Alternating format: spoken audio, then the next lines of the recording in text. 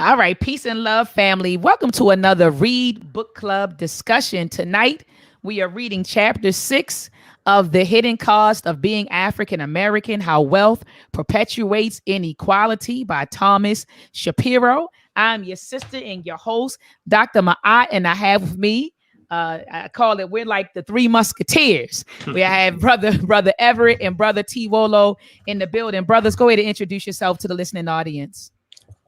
Family, I'm Brother T, known as Brother Tewolo.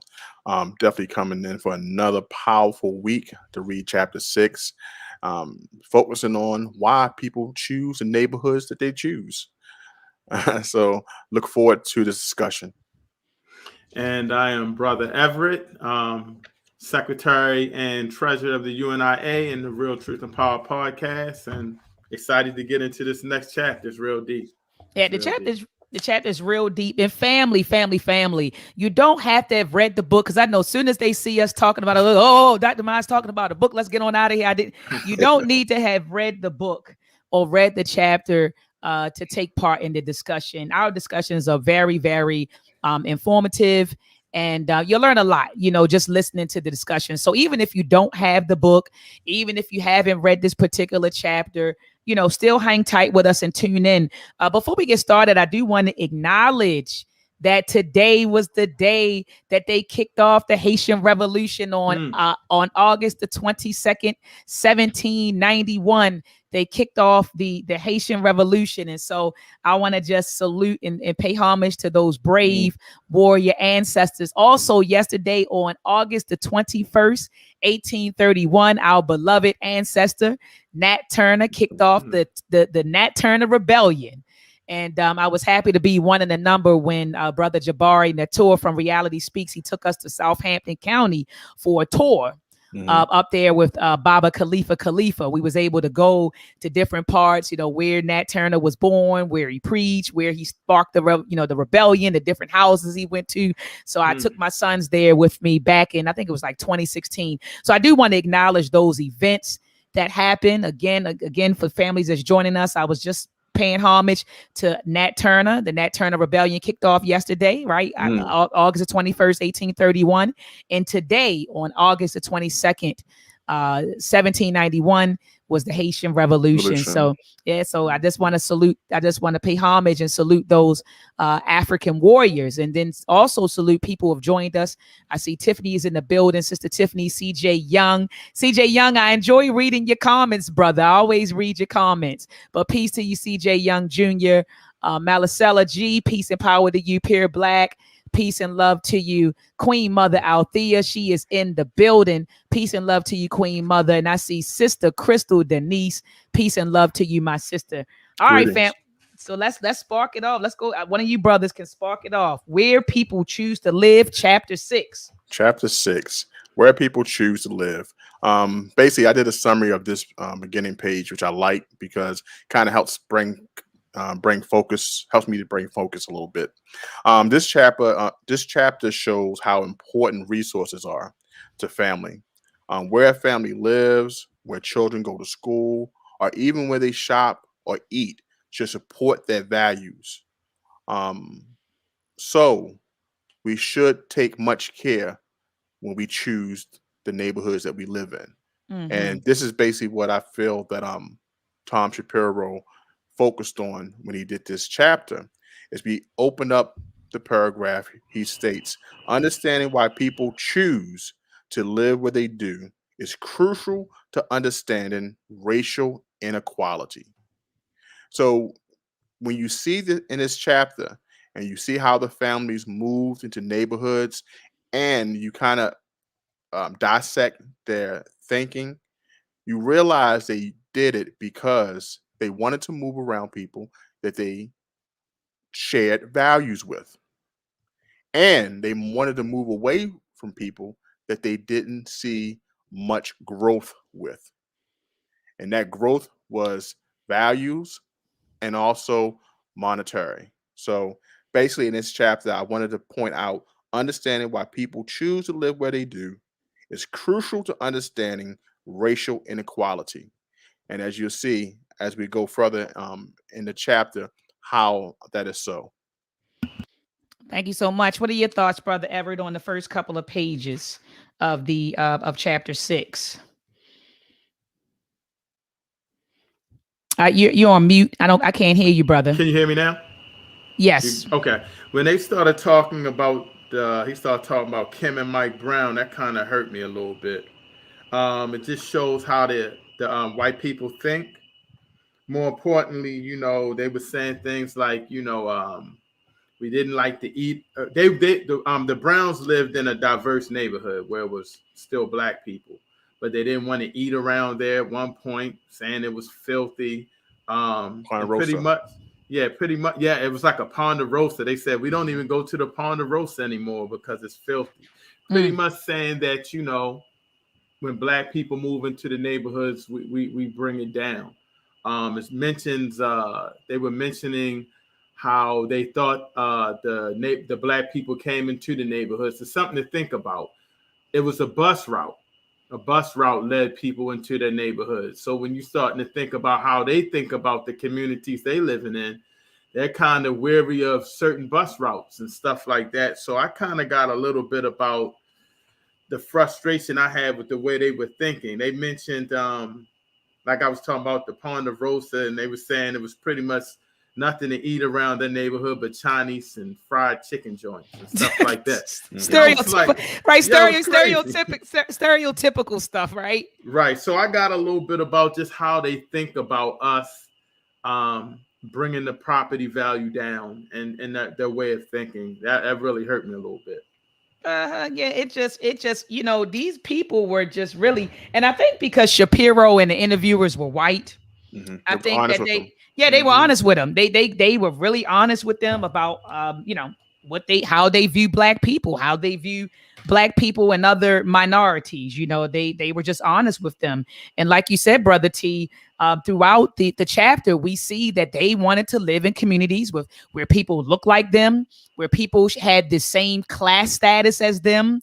And like you said, share the same values, share the same psychology, the same vision. And so that's very important to white folks. And so you see how, like you said, with the Browns, how they were going in on black folks. I actually put LOL next to their comments because it was really funny to me. It was pretty candid. Yeah, they were very candid. And then he went into another person named Jackie Frommer, a social worker, and how she talked about how she didn't want to be around welfare recipients. And I said, oh, how ignorant she is, because most of the people who are on welfare are whites, really. It's more of them on welfare. The majority are white women. So when she made the comment, I don't want to see, hear, or smell a welfare recipient, he said that for some Americans, welfare is a code word for poor blacks. But if you look at the data, you got, like you said, more white women. They're the ones who are on welfare. You got some sisters that may get on and then they get off. But, these white women, they may stay on forever. Well, remember, go ahead. I'm listening, Brother T. Go ahead.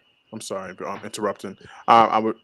This one made me think about the image of the welfare queen and the picture that I think this is during the Ronald Reagan administration, when the welfare queen of this woman who misused social service and other abilities, but they painted her as a black woman who was mismanaging the system.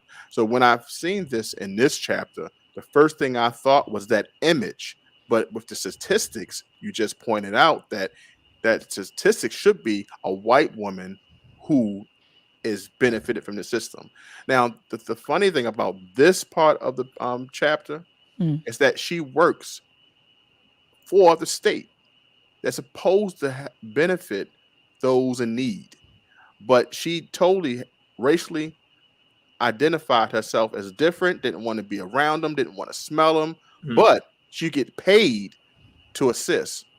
Take that money to move out of a neighborhood to benefit her and her own. So it's ironic that the people that we pay for these services, the teachers, the police officers, totally abuse us, and they demonize us for being in that era. But this is derogatory, basically, in the statement.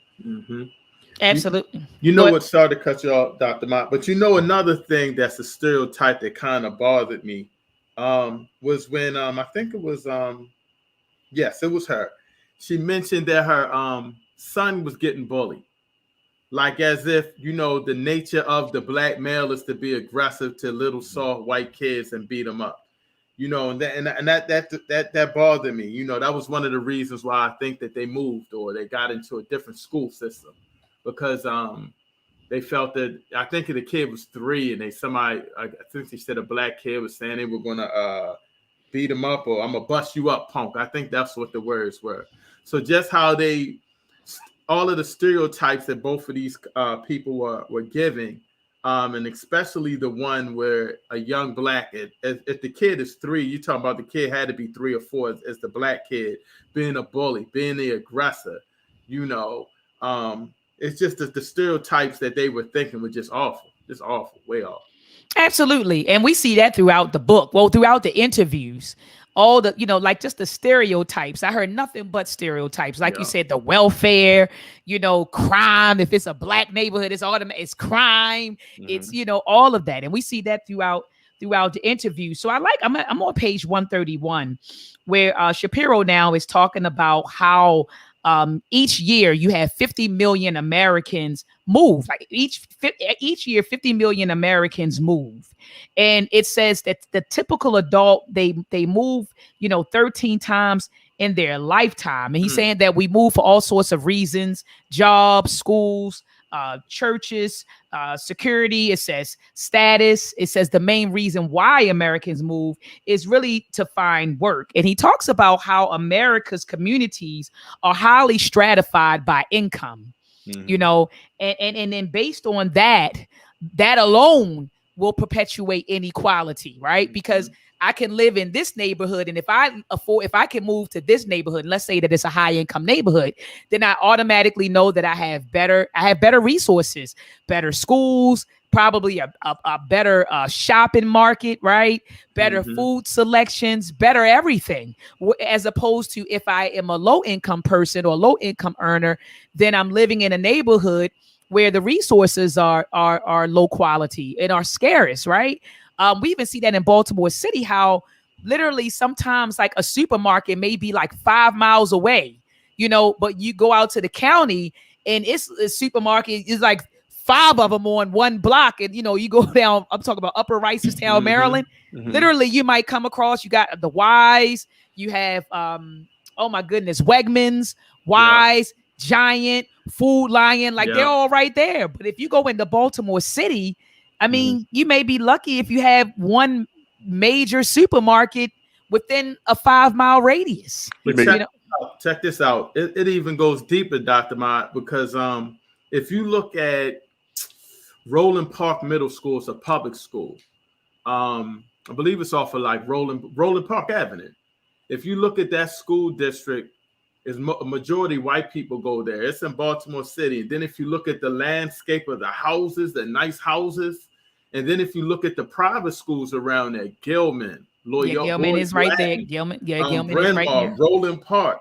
They got about 4 or 5 of the best private schools in the state right there, among the best public schools. And if you go a little ways down the street, you're right on Greenmount Avenue, and the school system and it's all black and everything else goes downhill. So just in a general vicinity, you can just tell how they move. The better housing, the better school system, and a couple block radius. That's crazy. Yep, within a couple blocks. Before we go on, I wanted to stress what you pointed out, Dr. Ma'at, about when we go into new neighborhoods, new communities, they have certain resources available to them. And I remember, you know, I'm from Baltimore as well. I lived on Remington, which is not that far from Johns Hopkins University. From Johns Hopkins University, it used to be a downtrodden neighborhoods. The neighborhoods were predominantly white and black mix, but with the influx of maybe 10 years ago, they created a whole new community, new shops, new stores.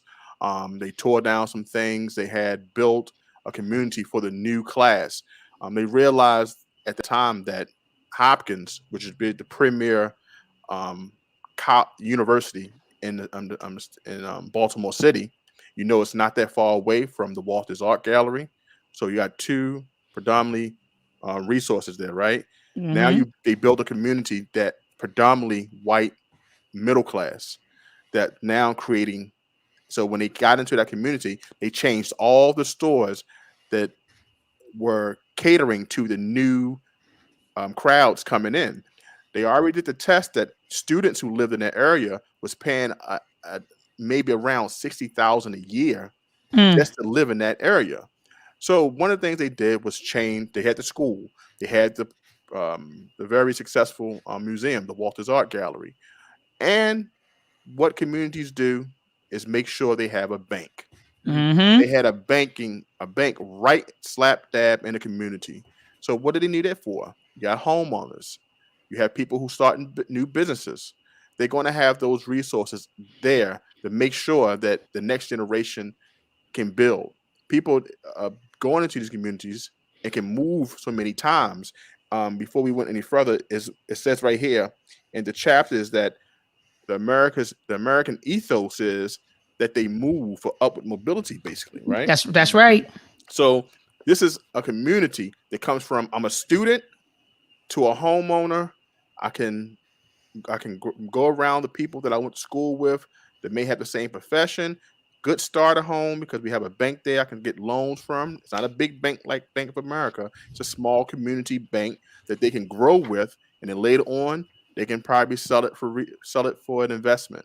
All those things is needed for that nice yuppie class, that nice middle class that's been built and groomed in that area. And that's right not that far from Johns Hopkins, Walters Art Gallery, and Paper Moon, the restaurant, just to give a point of reference. So that's one of the things that these communities do. They think about these things. But this is not ones with kids. I want to point out these are usually families that just graduated from that prestigious university. Yeah, absolutely. Yeah, that was deep, Brother T. Thank you for pointing that out.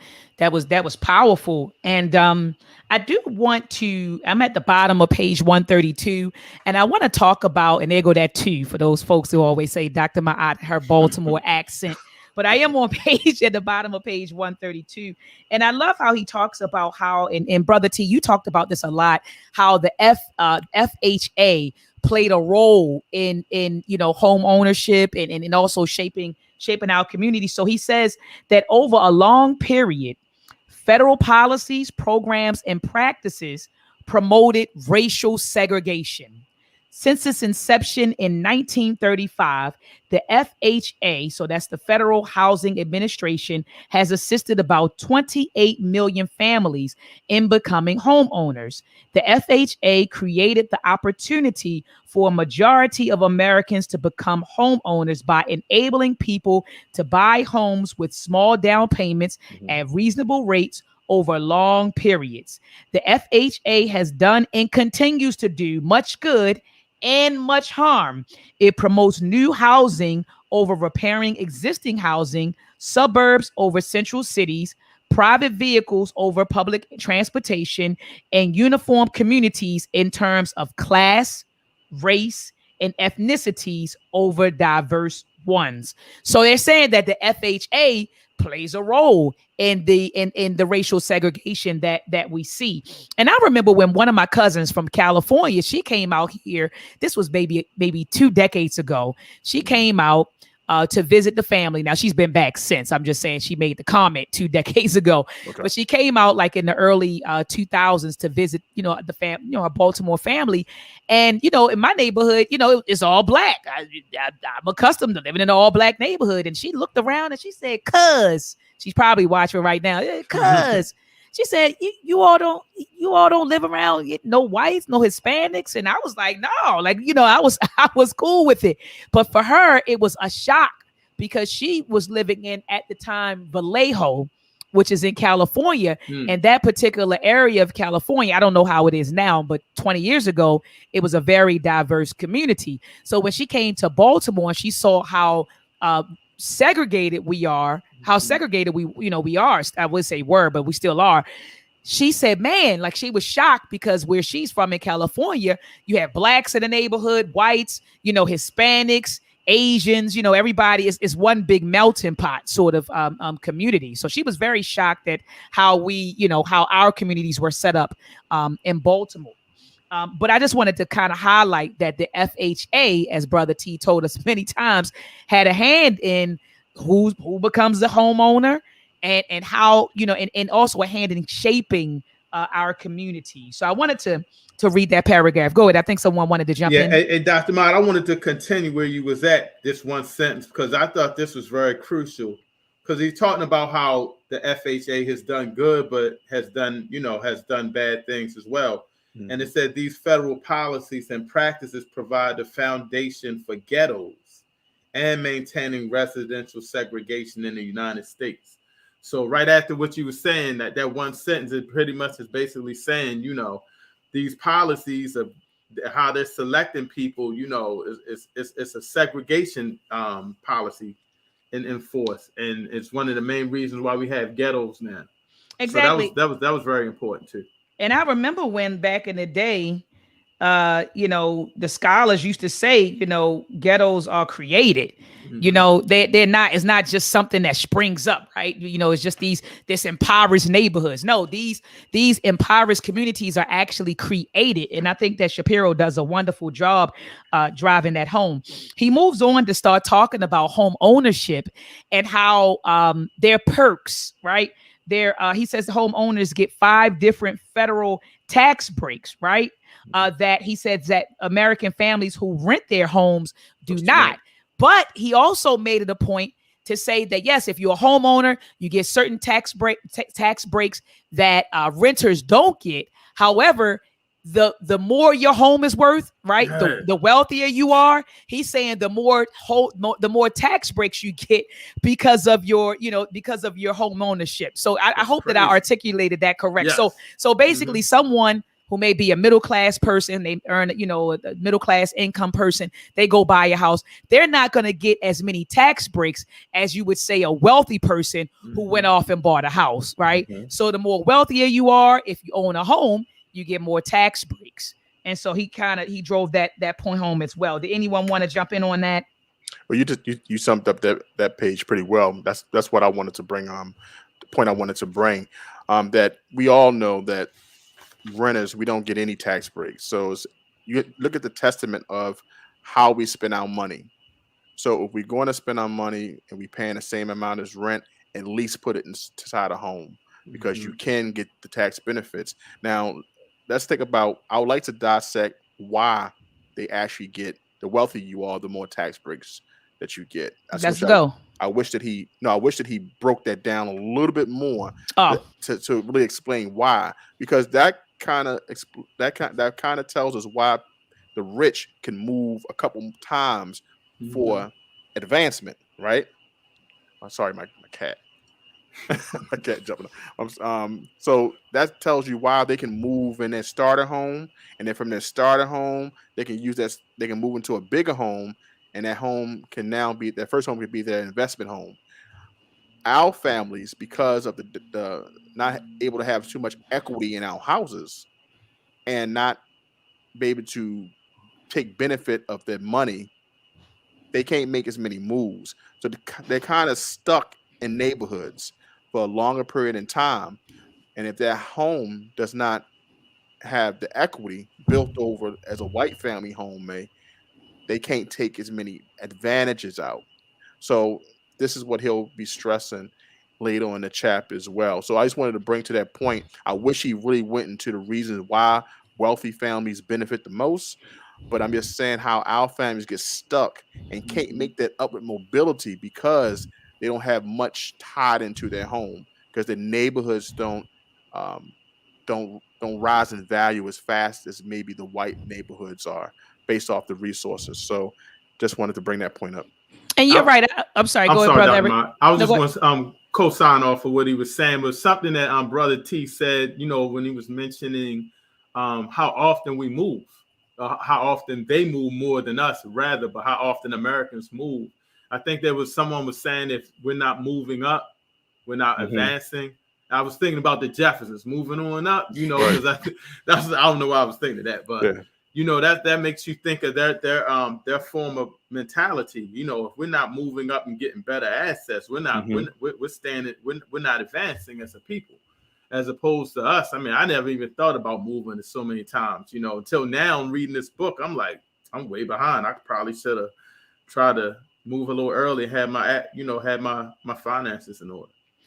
Yeah, that's like that's most of us, Brother Everett. You know how they say you get older, you learn Mm-hmm. more, you get wiser, and you say, Yeah. "Daggone, I probably," you know. But I agree with Sister Crystal Denise. She was like, they use their equity to get even more tax benefits, like you said, Brother T. But he didn't really break it down, like you said. He didn't go into it like Mhm. he could have. He just kind of talked about how The percentages. they're the percentages. I'm looking at the same page 135. So he just got into how if it's a high income household, their mortgage interest, and how they could leverage their mortgage interest, I guess, for more tax for benefits. But I love how he says right here, he says, of course, these tax breaks are not direct congressional expenditures.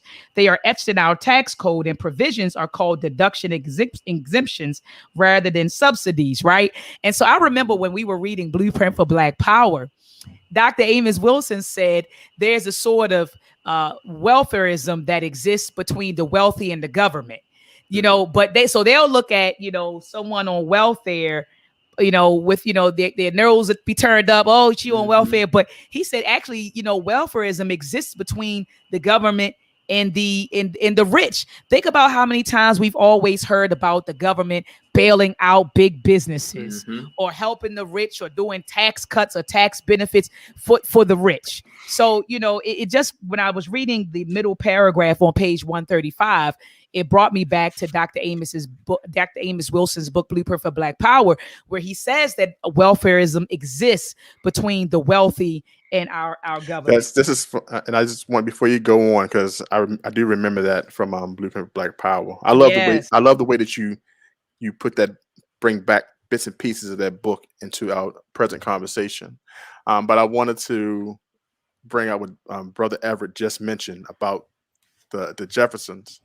1975 is when the first episode of the Jeffersons. Remember, they moved from the all white neighborhood around with the Archie bunker, all in the family. So this was definitely that upward mobility. He started a business. Who was the business president who started MLM, multi-level marketing, who pushed it that blacks should have business, that they should move into having your own? It's ironic that one of the first shows that kind of strike this upward mobility for blacks was one of the shows, The Jeffersons. It was Gerald Ford. Gerald Ford really pushed business. And you just brought up a point, Dr. Ma'at, how government and business, that's the welfare. The benign neglect came in. They didn't want to do certain things for blacks. So all of the shows kind of supported this upward mobility, do business, do for self. So we don't have to do for you, basically. So I always look at the time, exactly what's happening, what is being said, who's the president, what policies was written during that time frame. So that brought it all full circle. You said the Jeffersons move on up. You got to understand, they came from a middle class neighborhood. That's moved right. up to upward mobility. You said how the government also helps business and the benefits. They said, and during that time frame of Gerald Ford, push business, go for yourself, don't worry about government, do you. And a lot of blacks at that time was focusing on that mindset. And this show come out, so you got to be real mindful when things are put out in the open for us to consume. This is what one of the things, the Jeffersons, they moved into a white neighborhood with white rich neighbors, interracial neighbors, everything. Think about it, what that show introduced to the black family. Yeah, that was deep. I forgot they lived by Archie Bunker, and in that neighborhood was kind of majority white, right? That's right. So they took two big jumps up. Who was a bigot? Okay. That's right. That. Now, think about this. We're talking about bigotry in this chapter. That's right. And a lady moved out of it. They moved in a neighborhood with bigot Archie Bunker to move out, to move a more social, accepting, interracial couple. Lenny Kravitz's mother, and also Tom, you remember the show, one of the favorite shows. I'm just saying, this book, your points brought that up. I'm sorry. Yeah. No. You know how I go off. Yeah, no doubt.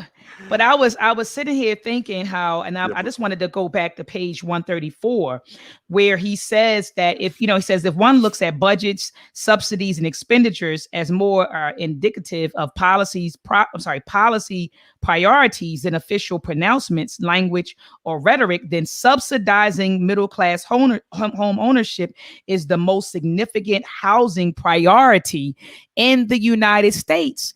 So they know that people get kickbacks, from being homeowners. So when black folks with us, I think they said that white folks own their homes at 25% more white families own homes than black families. We're not getting those subsidies. We're not getting those kickbacks, those tax breaks, because we don't own, as many as much as they do. I'm talking about as it relates to home ownership. But I wanted to move into mobility patterns. And kind of, Shapiro drives this home. He says, man, they did a lot of surveys. They conducted a lot of surveys and polls and tracked white families. And it says right here, surveys and polls have tracked white Americans' attitudes about the kinds of neighborhoods they would be willing to live in since Brown versus the Board of Education in 1954 and the first open housing laws. The number of those saying they would live only in all white areas declined by about one half between 1976 and 1994, while the proportion saying they would live only in mostly white neighborhoods hardly changed. Whites are less willing to insist on complete racial segregation. A large majority of whites want to live in mostly white areas, and an increasing number of whites say that they want to live in a mixed area. However, that's what they say they want to do. But Shapiro drives home. The Shapiro drives home on page 138. He says almost all white families with children, 96%, who lived in predominantly white neighborhoods since 1984 continue living there or have moved to similar communities 10 years later. And at the top of page 139, he says this is powerful evidence that whites stay away or move away from diversity. So what is Dr. Ma'at's point? They will preach diversity to you and I. They will preach integration to you and I. But these people don't practice what they preach when you look at the data. So they talk all this diversity stuff and, we're for diversity in the workplace. We're for diversity, in our community. But when you look at the surveys and the polls and you start really analyzing the data, white people want to live with white folks. And I'm fine with that, to be honest with you. That's right. I'm okay with that because I want to live around black folks. But I want to make sure that we have the resources. You understand? Right, so if you all want to live, don't limit my resources. Don't limit my that's where I'm at. Don't limit my resources. So if you want to live in your all white neighborhood, go ahead. I want to live in my all black neighborhood. But like you said, don't restrict our resources. And that's the problem that I have. Yeah, that was good. You was flowing on that because you know it, but when you get the resources and you get it coming from somebody that did the research, it's a little eye awakening just because you're not crazy. It's not just black people thinking it's something wrong. You got the data that shows it.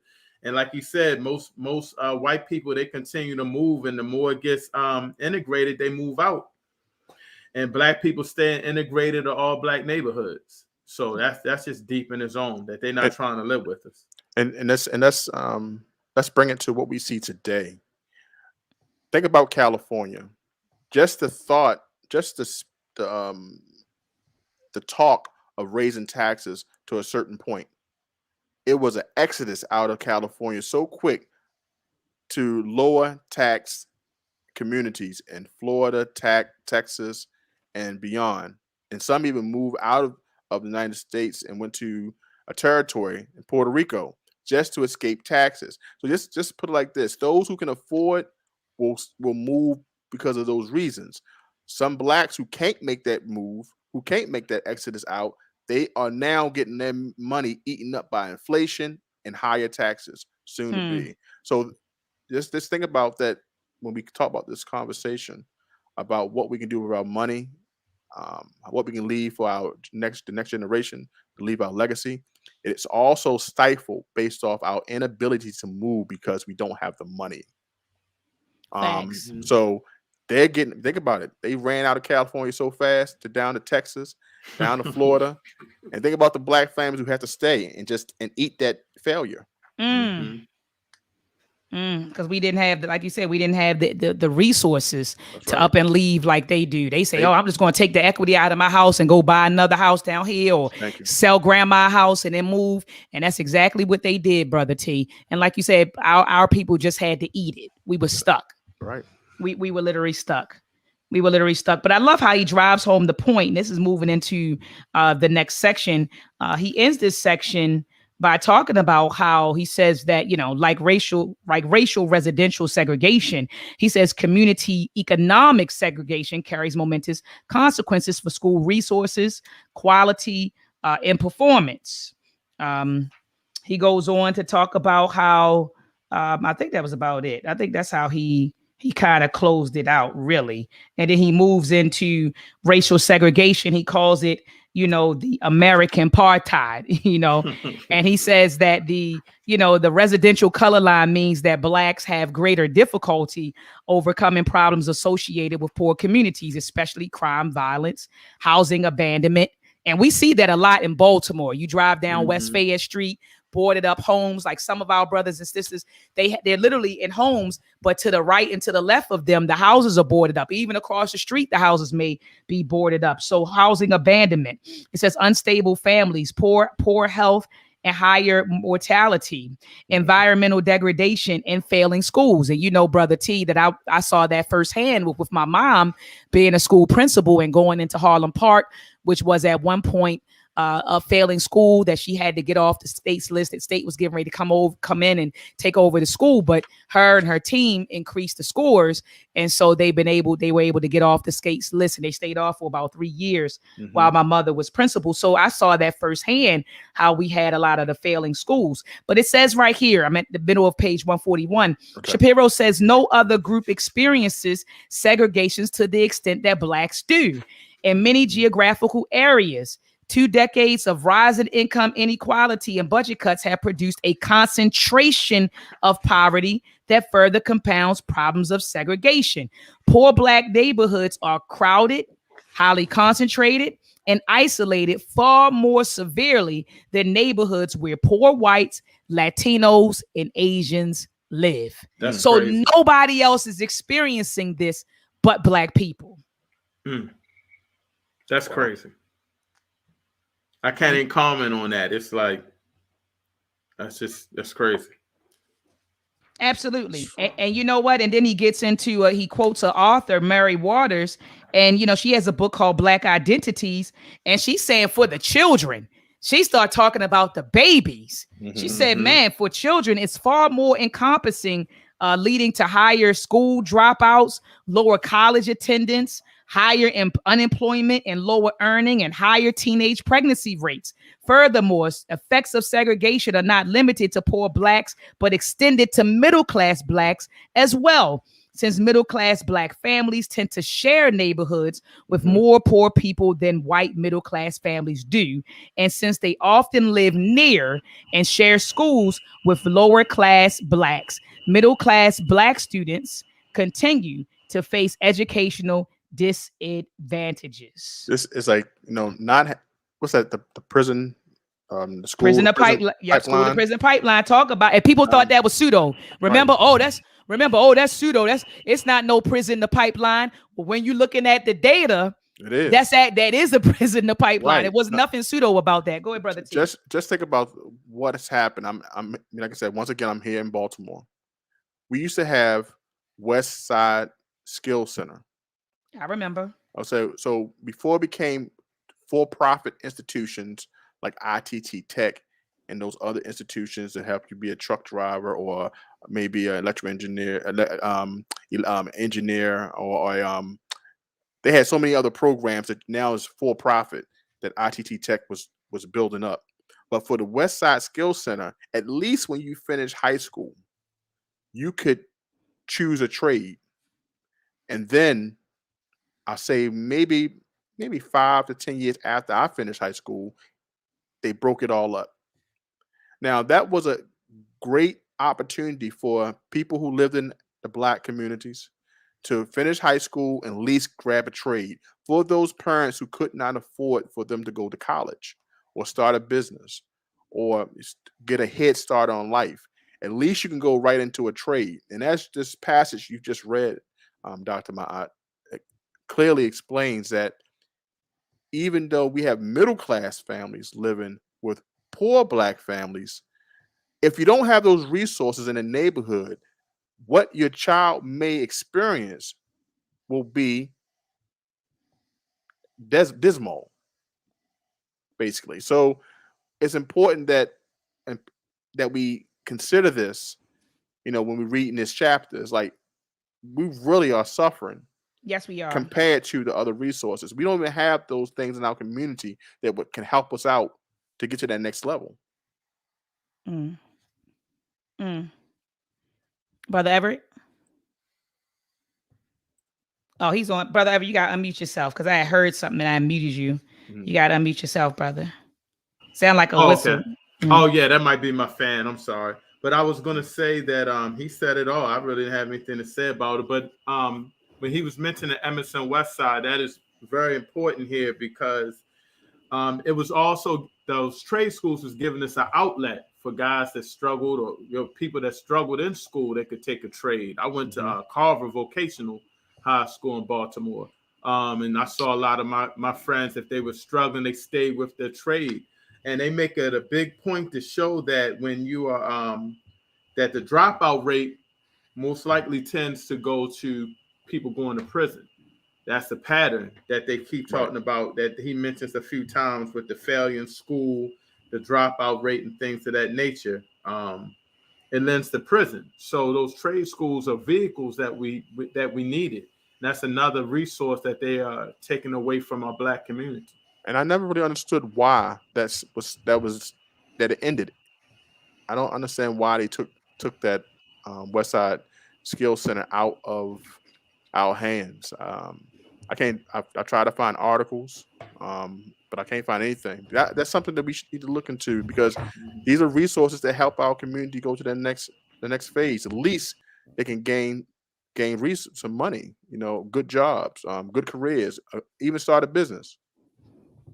Absolutely. And I mean, speaking of what you brothers are talking about, I'm on the top of page 145. It says understanding inequality and learning climates that results from the distribution of educational resources is an essential part of understanding educational inequalities. So it says students in high poverty schools are less likely to have opportunities for extended day, gifted or talented programs than other students. This is what I have highlighted because you were talking about those skills, Brother T, and how they took away. So he says they are more likely to learn math and sciences like chemistry and physics from teachers who did not major or minor in those subjects. Right? High poverty schools are least likely to have access to technology, computers, and the information highway. All right. Teacher salaries are higher in schools. And teachers' salaries are higher in schools with little poverty and low and high poverty ones. Schools in better off districts spend more money per student than schools in lower income areas. So like you said, they took the West Side skill. They did that with, like you said, not only in Baltimore, a lot of the cities, the urban cities or predominantly Black cities, they took out those centers that where you could go get skills. They took that away. And then now today, our babies are left, being educated in schools where teachers are frustrated, right? Teachers are frustrated. They're not getting paid what they should be getting paid. Then you have teachers who are unqualified to teach our babies certain subjects. Right. Then you have them in crowded schools where it's like 30 to 30. I think the ratio, the student to teacher ratio is like 30 to 1, 35 to 1. And so they're in these crowded schools. I know in Baltimore, they had to close several schools because the buildings were falling apart. The heating system kept going up on our babies. The water, the children can't drink the water. I mean, it's terrible. It's terrible. So, I'm bouncing back to 144. He says, although most white Americans now favor school integration in principle, resistance to remedies have kept educational inequality intact. So these white folks, again, they don't practice what they preach. So they'll say, oh, we want to integrate the schools because we think that everyone should have a quality education. We think that everyone should have access to high quality educational resources.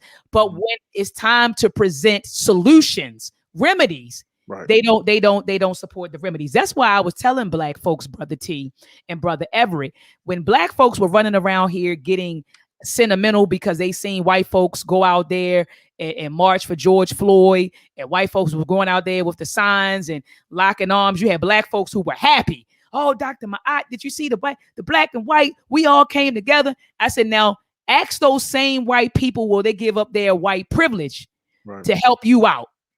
Those same white folks who were marching with you when crickets. Crickets, nothing. Will they give up their white privilege to help to advantage you? Right. A white shield is nothing like a white policy. Say that again, Brother T. Man, being a white shield is nothing like a white policy. Absolutely. You can stand by me all you want, but are you going to help write those policies like the Asian hate policy that was created ASAP as soon as something happened? It's a difference when things are put into action, other than you just standing still and just, for a photo op. That's all it was. It was a photo op. We were out there. The white kids were on there crying. We're trying to do something. We want to help. And maybe they did, but we don't need we don't need white tears.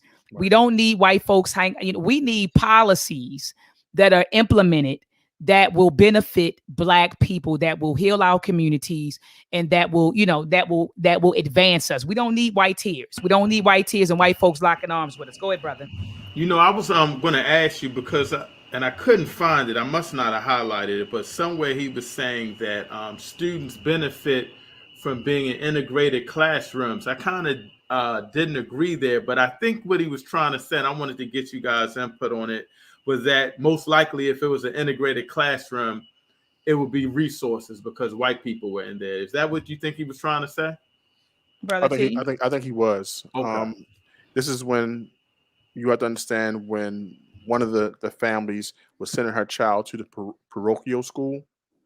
You're gonna have a different mix of kids in those type of schools, because you're going to have families from different resources thinking the same thing. Hey, let's put our kids in these schools because they'll get more resources. They get more out of the teaching. And some parents want to be able to put their kids against other kids and compete, giving them an opportunity not to see something different. This is the mindset of some of these. And I think when he did put it in that book, I can't find the page, but I think he was stressing that that's one of the things, that you're not around people in the same resource structure that you're in, maybe not getting the same advantage. Maybe you're not getting the same advantages that a school with resources that may have different programs. How many schools have we went to and you had a high school where their students went to France and the other one with the King's Dominion, based off, you know what I'm saying? It's like the resources were different. I know some friends who went to France, and I'm like, oh my gosh, my school didn't go to France, and some school just went to the zoo. It's the resources, inability to really take advantage of seeing the world differently. So I think that's what he was trying to stress about. Kids need to be in that type of melting pot. Yes, I agree. Dr. Mott, what you think about that? No, I mean, I think that I actually agree with your with what you think, and I would love to bring Thomas Shapiro on. In fact, I was thinking about reaching out to him because I did interview him. I just never posted the interview, so I did interview him. But it's kind of like it's different now because I've actually read his book. Right. So there are things that I would have asked him and said, well, what did you mean by this? On this page when you made this statement, what did you mean? But I think this would definitely be a good answer. I mean, a good question to ask him. What did you mean by students will benefit in integrated classrooms? Are you saying because of the resources? Are you saying because of what perspectives? Like, what do what do you mean by that? But I agree with Brother T's assessment on it. I think is exactly what Brother T described in my opinion. But I love how at the bottom of page 146, he drives home the point that, look, financial resources leads to racial segregation. I'm at the bottom paragraph. Yeah. Financial resources, right? That creates racial segregation, or it actually perpetuates racial segregation, which leads to educational segregation and that there's a connection between educational segregation and educational resources, student achievement, and other vital outcomes. So for those of you who thought, oh, the prison, the pipeline scenario, oh, those, they just, no. Because when students aren't achieving, what happens? People drop out, people get pregnant, right? People got to make ends meet. And then, if you're in a neighborhood where, it's you got gangs and things of that nature, it's a matter of time before, your child is sucked in to that life, and then they end up in. So it is a school to prison pipeline, and I'm gonna actually check out that documentary. I never sat. And is it a series, Brother T, or is it like a one-time movie, or is it like a series? I don't know. I don't know. Okay. What documentary are you talking about, Dr. Mike? Because they had a documentary on the school to prison pipeline. I'm wondering if it was just like if it was just a documentary or if it was a series. But I know people have talked about the school to prison pipeline. But I believe that they did create, either a documentary or it may have been, a series on the school to prison pipeline. If it was, I did not see the documentary. I kind of got it from different readings and watching videos and kind of to understand that concept, and then seeing the resources here in our own city, how they could fall into that, to the prison pipeline. Absolutely. And so then we're at at the top of page 147, he says why people move. And he talked about it. You actually summed this up, Brother T, at the beginning of the chapter, why people move. And as you explained, T, at the beginning of this discussion, a lot of people, when he interviewed folks, they said, oh, I'm moving for, security, or I'm moving for better schools, or I'm moving to be around people who share my same values. Mm-hmm. But what it boiled down to is that the reason why they moved, their decisions were based on race and or class. So some people move for racial reasons, some people move because of class, and sometimes it was both when they interviewed people. So they may say certain things. And I love how when he was interviewing certain folks, they say, I'm not a bigot, I'm not racist, I have black friends, and then Shapiro said, well, why did you move into an all-white neighborhood? It just happened like that. I'm not a bigot, I'm not a racist, I have black friends, but it just so happened that we moved into a segregated community, right. And so I love how he brings that out, but go ahead. I wonder how his interviewing process went. It seems like he got better as he went on, because it seems like the white people got a little more comfortable.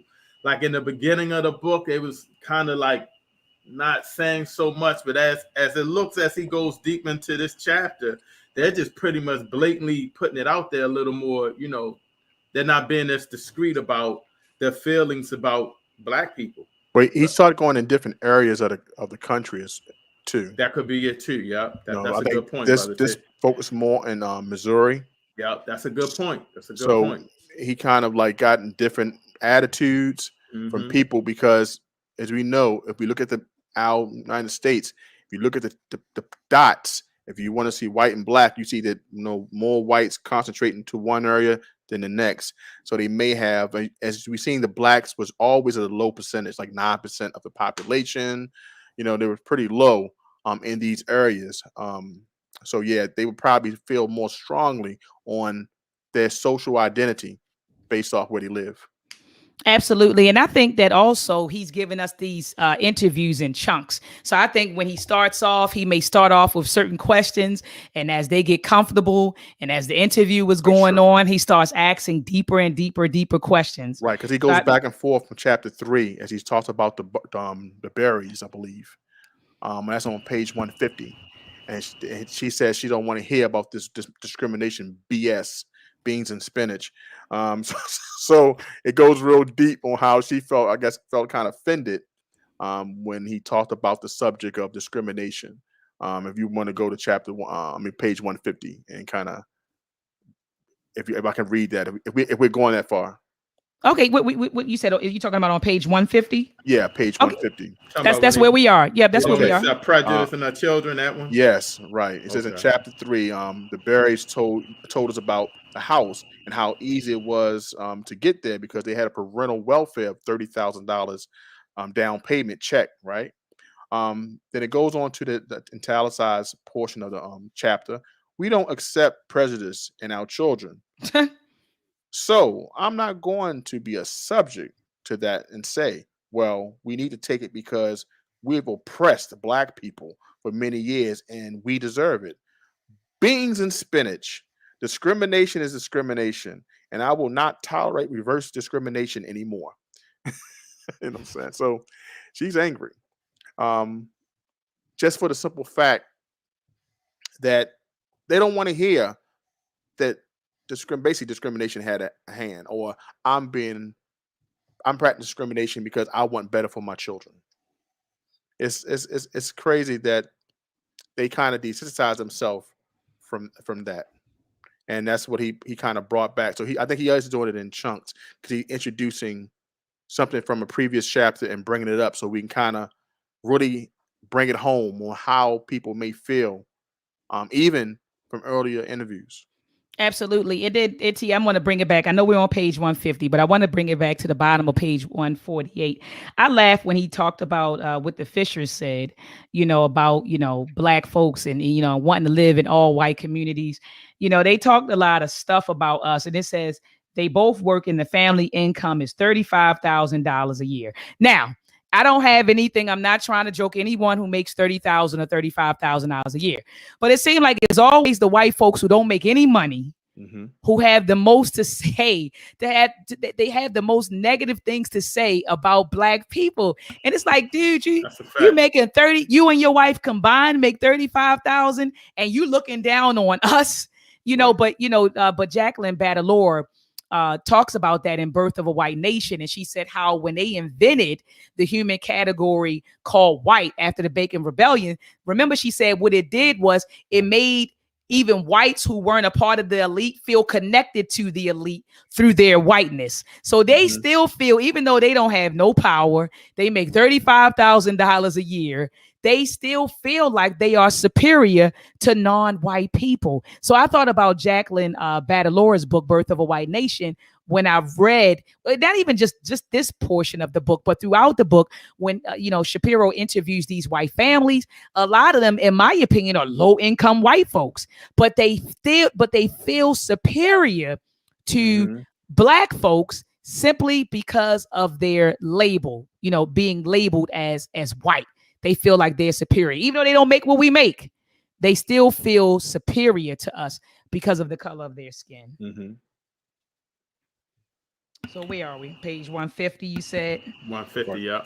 Okay, yeah, and so that's what, that's what he talked about. I'm on page 153 where he says segregation just happened. So in their minds, we just so happen to live in a white neighborhood, but we're not, a predominantly white neighborhood or all white neighborhood, but we're not racist. We're not bigots. We have Black families, and that's really their thinking. That's really their thinking. And so at the bottom of page 153, I feel like Shapiro drives it home, right? When he's talking about racial segregation, racial segregation or neighborhood segregation. He says this issue is not that some innate, unalterable racism drives neighborhood and school segregation, but that better off white families reap benefits from segregated schools and communities, whether they acknowledge it or not. So, you have a lot of white folks who say things like, I don't benefit from slavery. I don't benefit from anything. That stuff happened in the past. We don't benefit. We don't. No, he says that better off white families reap benefits from segregated schools and communities, whether they acknowledge it or not. And people of color, especially children, pay the steepest prices. Residential segregation, I keep saying racial, but it's residential. Residential segregation and institutionalized discrimination have enriched white homeowners at the expense of African Americans and others. Educational segregation and school policies favor white children at the same time they hurt children from minority and poor families. White neighborhoods and schools are better in part because Black neighborhoods and schools are worse. Wow. Well, that's the truth. He said it all. Yes. That's it. I mean, in a nutshell, that's it. I mean, so for these white folks that's running around, well, I don't benefit. You know how they quick. I don't benefit. You do, at the expense of other people. At the expense of other people, you do reap the benefits. And there are perks to being segregated, to being exclusive, going to these certain schools, and they do nothing about it. That's why Dr. John Henry Clarke said we don't have any friends. And I hold on to that statement. That's why I wasn't out there talking about any Asian hate. When stuff happened to other folks, I don't say a word because we have no friends. Right. At the end of the day. That's right. At the end of the day. I'd like to bring this point, Dr. Matt. You made just read about not having any friends. You also point how even we're not well-to-do whites look down at us. I remember the book Faces at the Bottom of the Well by Derek Bell. And one of the things I'd like to read, if I could. Oh, please do. He says, Black people are the magical faces at the bottom of society's well. Even the poorest whites, those who must live there only a few levels above us, gain their self-esteem by gazing down on us. Surely they must know that the deliverance depends on letting down the ropes. Only by working together is escape possible. Over time, many reach out, but most simply watch, mesmerize, into maintaining their unspoken commitment to keeping us where we at, whatever costs to them or to us. And that was from Faces at the Bottom of the Well by Derek Bell. I remember reading that while I was in college. And that's exactly what explains what you were saying about the family coming together, made 35,000, and how they don't look at us. They always they're a step above us, even though we may be there better financially, education, and other things. It doesn't matter. Absolutely. Yeah, absolutely. And look, the Melanated Cafe, he said the Prisoner Pipeline, he said it's a documentary movie and he thinks it's on YouTube. So I'm gonna make sure that I check that out and so I can say something about it next week. But thank you so much for that, the Melanated Cafe. Family, get your Read Book Club t-shirts from Hockey Customs on IG. You see Brother T and myself. We have our Read Book Club t-shirts, Regain, Elevate, Aspire, and Determined. And you see the logo is in the back on his green screen. So let me drop it in the chat. If you're on Instagram, you can go to hockey_customs. Let me put this on the screen. You can visit Hockey Customs on Instagram or just email them, harvey.lewis@gmail.com. I'm going to throw his email on the screen. Okay, so this is where you can get your Read Book Club t-shirts from. Family, join us back here next week at 7 p.m. Eastern Standard Time. We're going to be reading the last chapter of The Hidden Cost of Being African American, How Wealth Perpetuates Inequality. Chapter 7 is the last chapter. I believe it is. Yep, it's the last chapter, and then it's like a conclusion. But we'll be discussing chapter 7, Getting a Decent Middle-Class American Education, Pursuing Advantage in Schools. So we will be discussing that, getting a decent middle-class American education. So join us back here, same time, same place. Brother T, do you have any closing words, brother? See you next week, family. Brother Everett, any closing words? Same thing. I can't wait to get into the next chapter. Let's get it. Absolutely. Let's get it. Peace and love, family. Have a wonderful, wonderful week. Peace and love.